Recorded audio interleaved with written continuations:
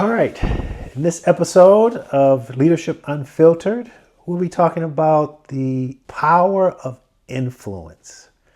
And influence not just about authority, but impact.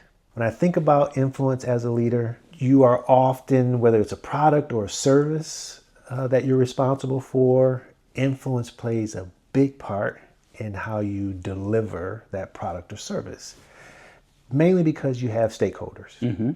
Stakeholders have different priorities. They have different things that they are concerned about in their part of the business. And so it is your influence that can help with how that product or service is delivered.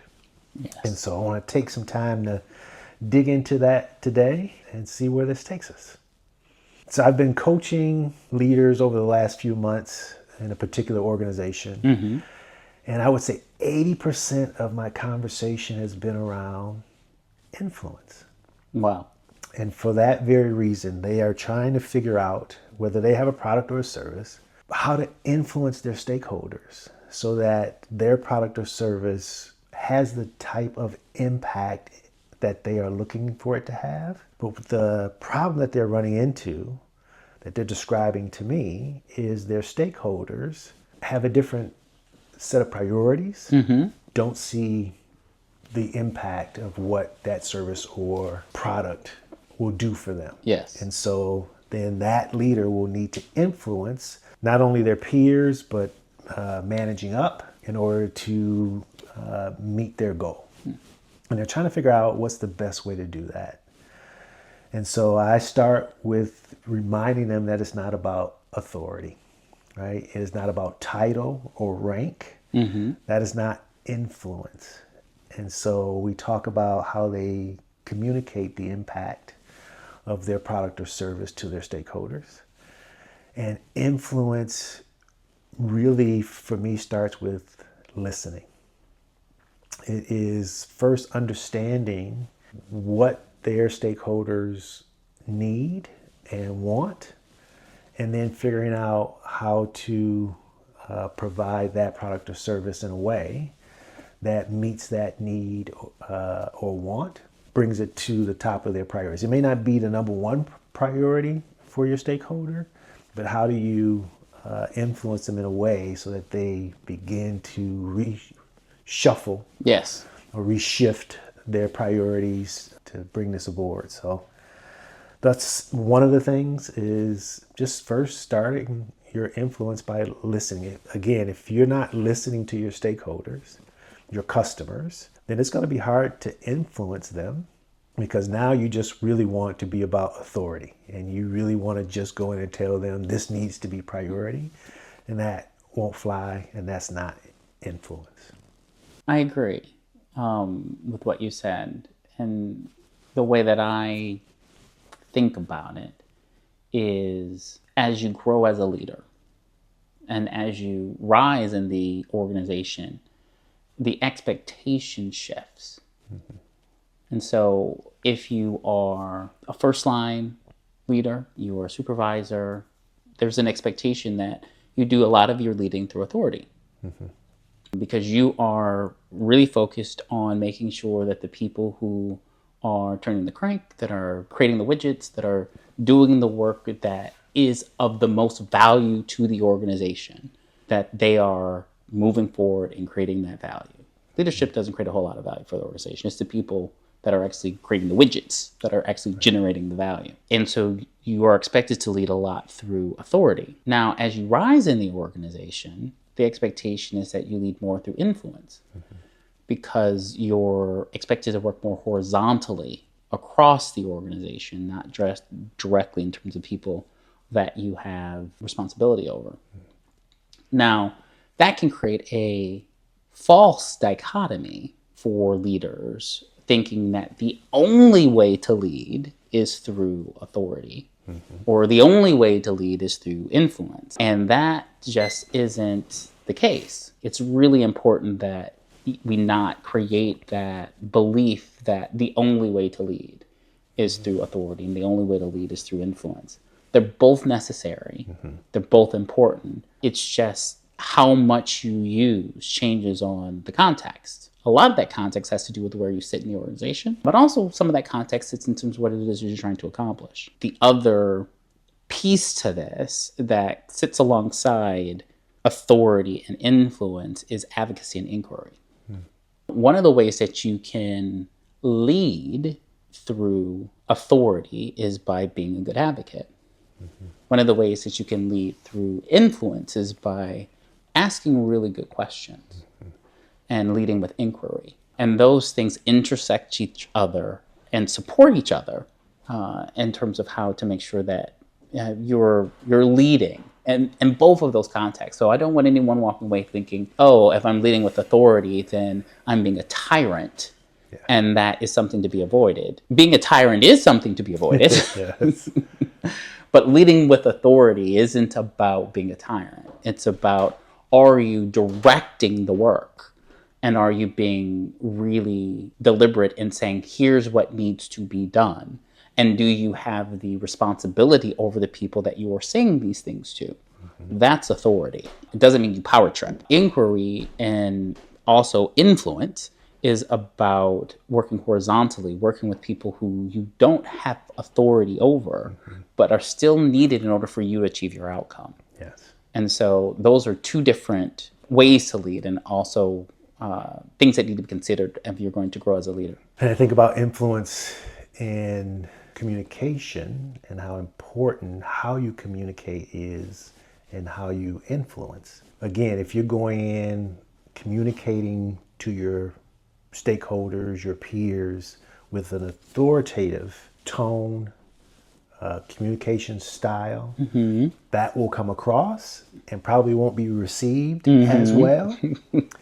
As opposed to influence is getting people to understand what you're trying to get accomplished, the impact of what you're trying to get accomplished, yes. and more importantly, what it means to them. Yes. So influence is all about helping people to see the outcome or the result that you're trying to get to. And if you're not able to communicate that, it's going to be really hard to influence. So I just think about in my career, some of the folks that have influenced me and I've watched have such great influence throughout an organization. And it was their communication that led the way. They were able to share that vision, tell a story that helped influence people to say, oh, I see myself in this. I see where I need to contribute to this. I see why this is important. So it wasn't authority saying this is what you're going to do. It was helping them get to where that visionary, that leader already was, and helping people through that journey. That was where I saw real influence. Just, my mentors and coaches have been very influential throughout my life and career. It was them helping me see something that I couldn't see prior to that conversation that helped me, that was very influential for me. And so I just think as a leader, you don't get anything done by yourself. Yes. And so you're going to have to develop this skill in order to get things done. You're going to have to rely on your peers and your colleagues to get things done. And they may not always see the vision. They may not always see the end goal and where we're trying to get to. Influence is the way to get them there. That has shown up a lot. The lessons that I've learned along the way around when to use which. Yeah. So I am by default a leader. I step into that role easily, regardless of rank that happens to be in the room, because I am results oriented. It's like, how do we get the job done? Yeah. I can respect if someone else is leading, but if there's a vacuum of leadership, I will step into it. And it's really important when you step into it that you're really deliberate about the style that you're going to use. Because if you're dealing with subordinates, it's different than if you're dealing with peers or if you're dealing with superiors. Yes. Or if you're dealing with a mix. And so how you show up, again, if the intention is to get the job done, not impress, not to showboat, not to show how important you are, but if your focus is on getting the work done and your focus on achieving the outcome, then it's really important that you choose the style that you're going to use, how much authority and how much influence you use. And again, it's a spectrum, and they play off each other, but it's really important that you be deliberate about that. Yeah, that's good. That's good. I like that. Question. Can you share a moment in your leadership journey where influence, not authority, made all the difference in getting the results you were looking for? Absolutely. I'll tell the story. So I was working on the strategic technology platforming for DTE Energy. And as the director, I absolutely had the authority to dictate, here's what we're going to do. Now, when I was a manager, I had tried that approach. And while I was right, going back to one of my rules, you can be efficient with things, but you have to be effective with people. And if you want to be effective with people, you have to let go of being right. That's good. And so although I was right as a manager in terms of here are the technology decisions that we needed to do, they did not move because I was dictating, here's what we need to go and here's where we need to do. As a director, I had learned, as one does, that dictating to people who don't work for you does not go over well at all. And so I knew where we needed to go. I was confident in the direction that we needed to take, but I needed the collective director team along with me. And so what I decided to do was take the team offsite for 3 days and we would craft it together. I would facilitate, but we would craft the strategic platforms and the investments that we would need to make as a director team, and we would do it together. Now, I could only do that if I was really open to hearing their feedback. Because one of the things about influence is it's a check with you. Because if you're not actually interested in hearing what other people have to say, they will see through that instantaneously. It will not come off well, and you will not achieve your outcome. So I had to make sure, while I was confident in the direction we needed to take, I at the same time needed to be equally open to hearing alternatives. Right. I took them offsite. We spent 3 days. Some of it was incredibly tense, just tense. But we came out of it with the set of strategic platforms, the investments that we needed to make, and everybody was aligned.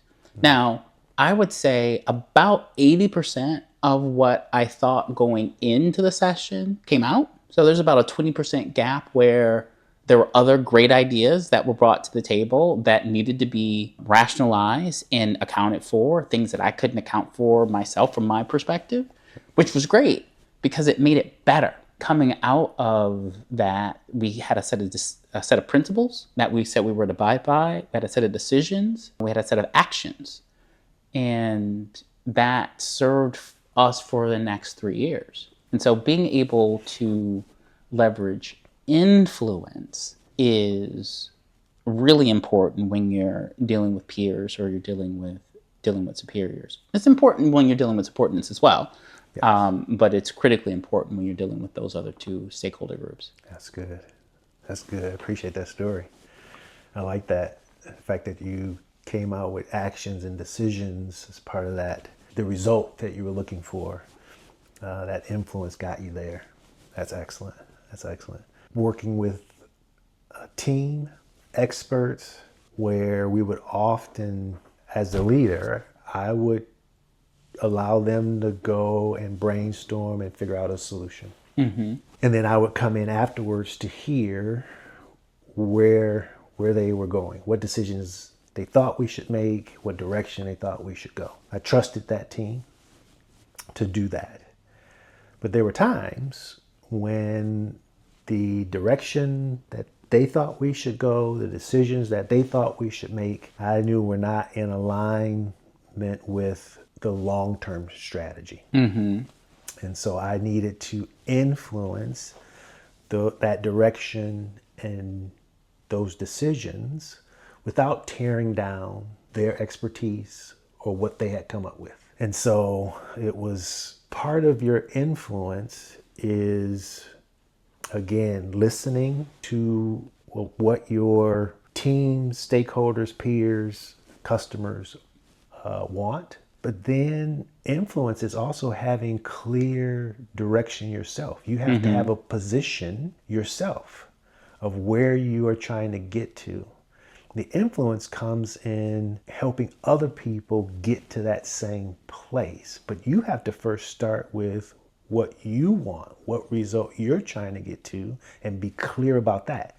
If you don't have a position or direction that you're trying to go, I'm not sure you can influence. Yes. Right? You have to, that influence has to start from that foundation of, I need us to be here, and this is how I think we can get there. And then you have to try to influence people. The difference for me between influence and authority, and when you use the two, my influence is trying to get people there through my stories, through my communication, helping them see the vision and having the aha moment come up for them. That's influence. Maybe even changing direction, changing a decision.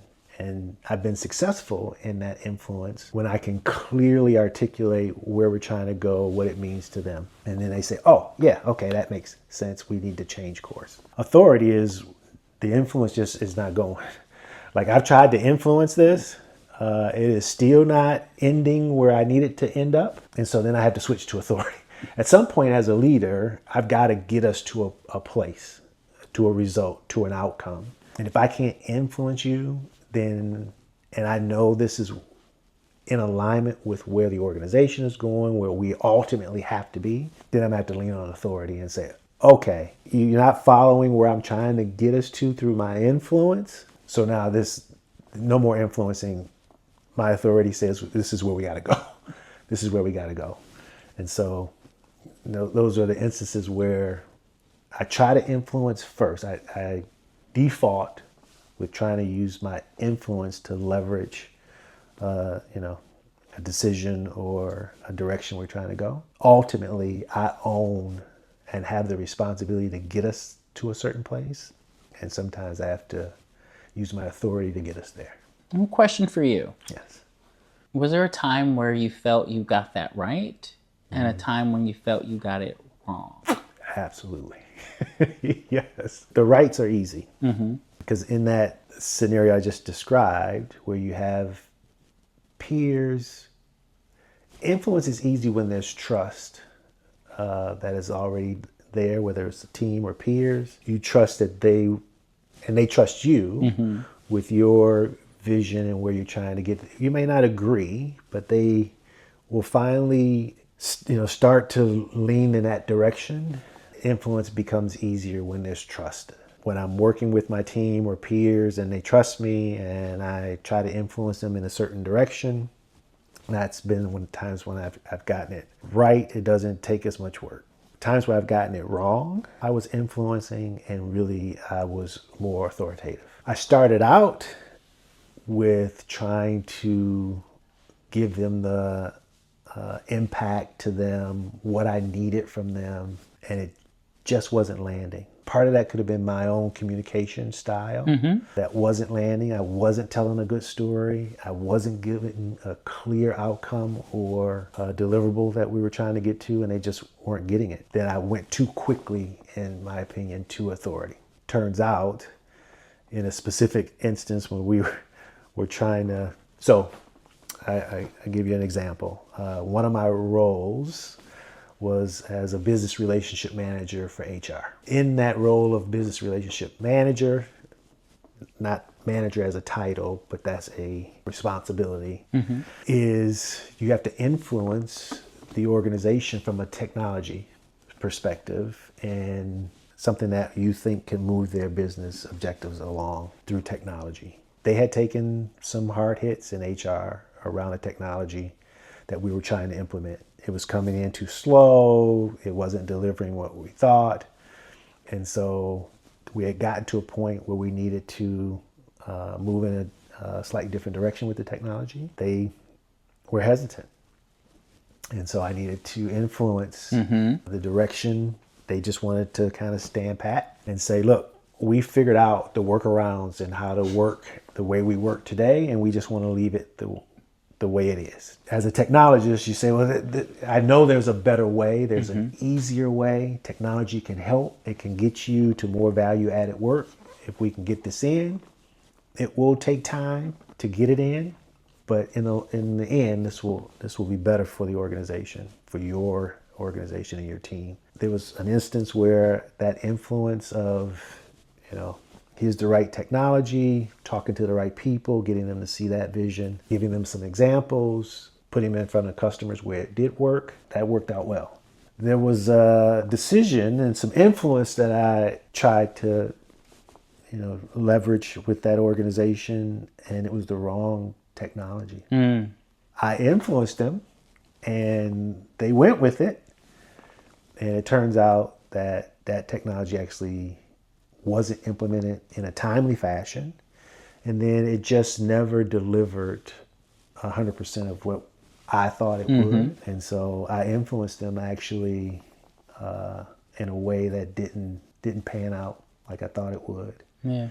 We were able to correct it, but it cost us. It cost time, money, and a little bit of trust. Right? I lost some trust from them to say, all right, you influenced us to go this way. It did not work out like you said, so now we're going to have to question your influence on your next set of things you want to try to implement. So it's those lessons along the way, and where you really get it. You get it ingrained. And the lesson that really honed it in is when I got it wrong on both sides. I got it wrong on the authority side, and I got it wrong on the influence side. I got it wrong on both sides. We were working with the field, which is a different culture than corporate.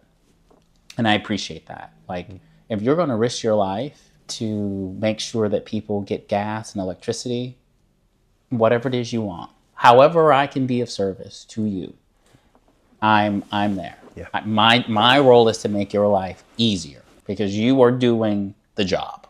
And so I totally get it's a different culture, understand that. And they had a paper form. They just wanted it not to be paper. There was nothing wrong with the form. They just wanted it not to be paper.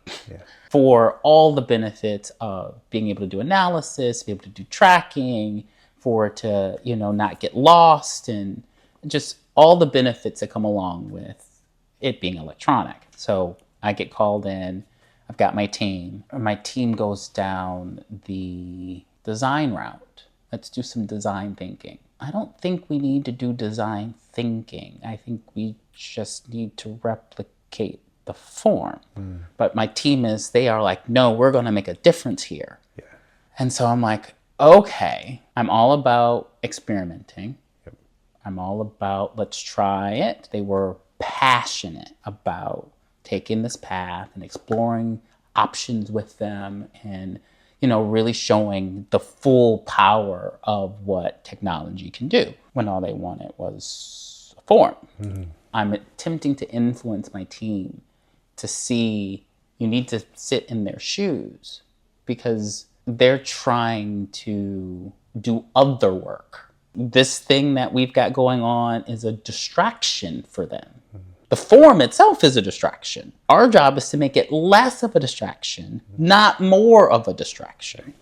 But of course, they want to apply all of the skills that they know how to apply. And so I was trying very hard to influence them and was not succeeding. And so we went through 3 rounds of feedback from the users where they were like, what part of this do you not understand? Why is what you're building look nothing like the form? Why are there now multiple screens? Why are there now buttons? Yeah. Why, like, we went through 3 rounds, and it went all the way up to the presidents about how poorly this was going. Yeah. And so I remember having a conversation with the vice president and the president of the company. And they were like, what, Philip, what is going on? Because it's not like me. Because I'm very applied. Let's get the thing done. And then make it work, then make it right. Yes. Because if it doesn't work, it being right don't matter. Right. And so I let that go on too long. And so finally, I'm like, okay, now we're done. I said, because we're 3 months in to a thing, and this is where I said, I could write this thing in a weekend. And we got to the point where that's what I did. Oof. I took it from the team, Oof. and I, along with another developer, wrote exactly what they wanted over the weekend. Yes. Because it was a form. You take what was on the paper, you replicate it, they enter the data in rows, and they hit save. It wasn't complicated. So I switched from doing a lot of attempting to influence and failing to direct authority. Yes. Here's what we're going to do. I was like, no, you don't get to do this anymore. I got it. And what's fascinating is, as the director, I wrote that app over the weekend. Yeah. Brought it back to the team and says, here, we did the demo. The team was in the room when we did the demo that following Monday. The customer, the field, loved it. They were like, this is exactly what we've been looking for. I destroyed that team. Yeah. And 2, quit. Got it wrong on both sides. Yes. Lesson that I learned coming out of that was 2 things. 1, to your point, influence cannot be confused with authority. They are fundamentally different things, and you have to know when to use them. Yes. Allowing your team to experiment is great. Yeah. 100%, I still support that. I still do it. But you got to do it inside a realistic time box. And when the buzzer goes off, because it would have been significantly less impactful to the team and significantly less impactful to the customer had I did what I needed to have done 2 months earlier, which is to say, we've tried it. What part of the customer saying they don't like it are we not getting? Not what should we do differently? We are going to do something differently. And stepping into that is so important. It's just so important. Because to your point, the costs are high when you get it wrong. Yes. The costs are very high when you get it wrong. Yes. Yeah.